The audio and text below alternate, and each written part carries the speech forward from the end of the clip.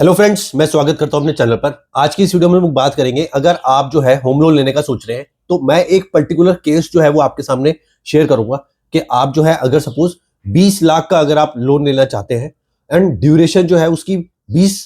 साल जो रखेंगे, 20 लाख का लोन 20 साल के लिए अगर आप लेते हैं तो आपको कितना जो है हर मंथ के हिसाब से ईएमआई देना पड़ेगा और टोटल 20 लाख जो आपने बैंक से लिया है उसके अगेंस्ट में, मतलब 20 लाख तो आप देंगे ही, उसके ओवर एंड अबव जो है कितने पैसे जो है वो बैंक को आपको वापस देने पड़ेंगे।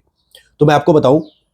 कि 7.5% के हिसाब से जो है मैं ईएमआई जो मैंने कैलकुलेट करी है, लगभग 16,000 रुपए जो है वो आपको पर मंथ जो आपकी ईएमआई जो है वो कटेगी। ठीक है, उसके बाद में अगर मैं बात करूं तो लगभग 18.75 लाख जो टोटल इंटरेस्ट होगा, इंटरेस्ट का जो पार्ट है 18.75 लाख जो है वो आपको बैंक को देना पड़ेगा। तो टोटल आपने अगर 20 लाख का लोन लिया 20 सालों के लिए तो आपकी जो ईएमआई बनेगी 16,000 की 7.5% के हिसाब से, और जो आपको बैंक को वापस करना है वो टोटल करना है 38,75,000। ठीक है, 20 लाख तो आपने लोन ही लिया है और उसके ऊपर से 18.75 लाख जो है वो आपको एज ए इंटरेस्ट के तौर पे जो है आपको बैंक को जो है वो वापस करना है। तो टोटल आप कैलकुलेट करेंगे तो 20 लाख प्लस